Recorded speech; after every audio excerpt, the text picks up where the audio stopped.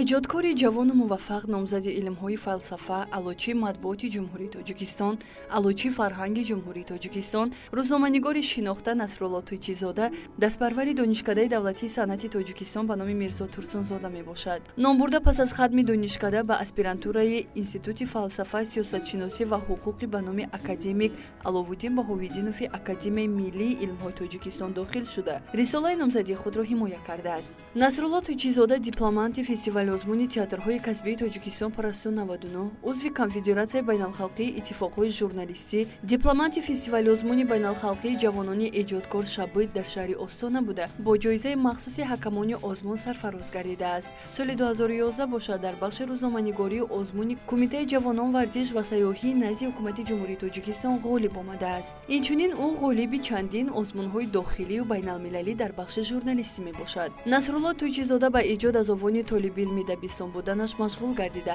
муаллифи ду маҷмӯаи шеъри кӯдакона Таронаи Чашмасор ва Қиссаи Оҳуча аст. Чанди пеш дар нашриёти Душанбе принт дар асоси мусоҳибаҳо, ёддоштҳо ва сафарномаҳои иншонамудаи Насрулло Тӯйчизода китоби Дунёи соҳибдилон бо зевари нашр пироста гардид. Китоби мазкур аз 208 саҳифа иборат мебошад ва ба доираи васеъи хонандагон пешниҳод шудааст. Китоби Дунёи соҳибдилонро муаллиф ба ёдбуди қиблагоҳаш алочи матбуоти тоҷик, дорандаи ҷоизаи журналистӣ ба номи Содиқ Ҳидоят, мухбири парлумонӣ дар иҷлосияи 16-уми Шӯрои Олии Тоҷикистон Ҳидоятулло Тӯйчизода бахшидааст. Дар саҳифаи 4 китоби мавриди назар нигоштаи донишманди мумтози тоҷик, доктори илмҳои филология, профессор Шодравон Баҳриддин Камолиддинов таҳти номи «Мусоҳиба чӣ гуна бошад» ҷой дода шудааст. Устод Баҳриддин Камолиддинов дар ибтидо вобаста ба махсусиятҳои жанри мусоҳиба ибрози назар намуда, дар охир қайд кардаанд ки Насрулло кӯтоҳ сухан аст, матлабашро бо як-ду ҷумла ифода мекунад. Маҷрои суҳбатро бардошта, ғайри чашмдош зимоми суханро ба сӯи дигар намегардонад. Ба паҳлӯҳои ҳаёти шахсии мусоҳиб кам дахолат мекунад.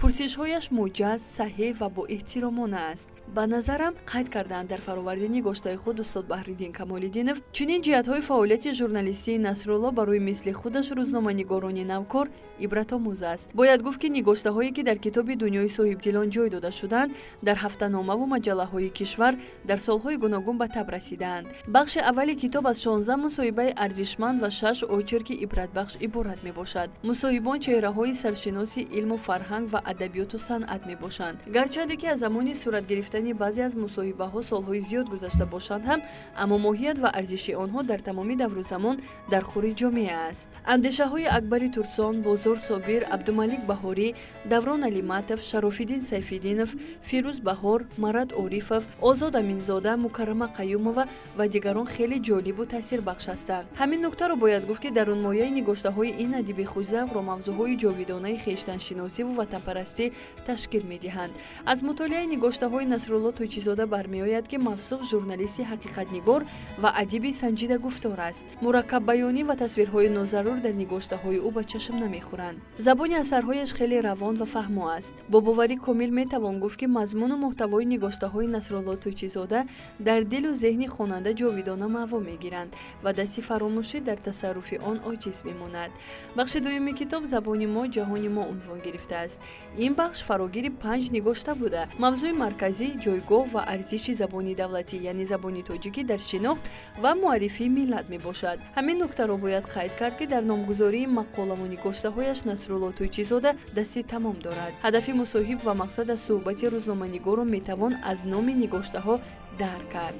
Мақолаи аввали бахши дуюми китоби Дунёи соҳибдилон ки соли забони тоҷикӣ ба мо чӣ дод ном дорад, дар асоси андешаҳои арзишманди устодони зиндаёд Муҳаммадҷон Шакурӣ, Баҳриддин Камолиддинов, Усмон Назири Оташ, инчунин забоншиноси шинохтаи имрӯз Сайфиддин Назарзода ва донишманди эронии муқими давлати Шветсия Ашот Чӯбанд таълиф шудааст. Аз мутолиаи ин нигошта хонанда бардошти хубе мекунад.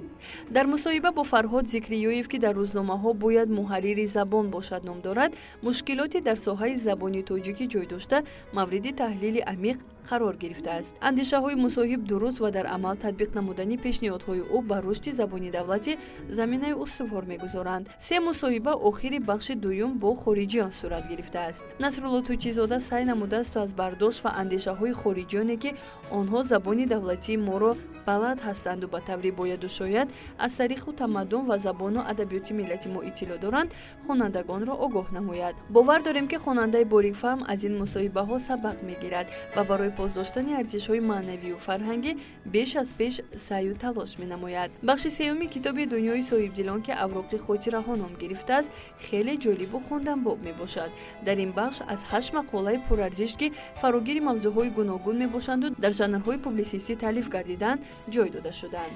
маврид ба зикр аст ки Насрулло Тӯйчизода ба чандин кишварҳо сафар намудааст. аз ҷумла ӯ пас аз ғолибият дар барномаи ҷаҳони бози Конгресси Иёлоти Муттаҳидаи Амрико моҳи майи соли 2011 ба иёлати Калифорнияи Амрико рафта таҷрибаомӯзӣ кардааст. инчунин ӯ шунавандаи семинари Мактаби файласуфони ҷавони Академияи илмҳои Россия мебошад. сафарномаҳои иншонамудаи худро Насрулло Тӯйчизода дар бахши 4-уми китоб ки раҳовард ном дорад ҷой додааст. мутолиаи сафарномаҳо низ ба хонанда эҳсоси рангину фараҳафзору арзонӣ медорад. мақолаи охири бахши 4-уми китоби Дунёи соҳибдилон бознашр аз рӯзномаи вилояти Ленинабадская правда мебошад ки журналисти тоҷик Қанҷалобони Тошкандиро фош кард ном дорад. ин мақола кӯтоҳ аст, аммо аз он метавон дар бораи маҳорати касбии Насрулло Тӯйчизода маълумоти дақиқ гирифт. аксҳое ки дар китоб ҷой дода шуданд андешаҳои муаллифро тақвият мебахшанд. китоби Дунёи соҳибдилон ба доираи васеъи хонандагон пешниҳод шудааст. барои хонандагони синфҳои болоӣ, донишҷӯёни факултетҳои филология, забон ва журналистика мутолиаи асари мазкур аз манфиат холӣ нест. агар мунаққидон чунин асарҳоро мавриди таҳлилу баррасӣ қарор диҳанд, бешубҳа ба манфиати кор хоҳад буд. бинандагони азиз, ҳатман китоби Дунёи соҳибдилонро пайдо намуда мутолиа кунед. мутолиаи китоби мавриди назар ба шумо писанд меояд.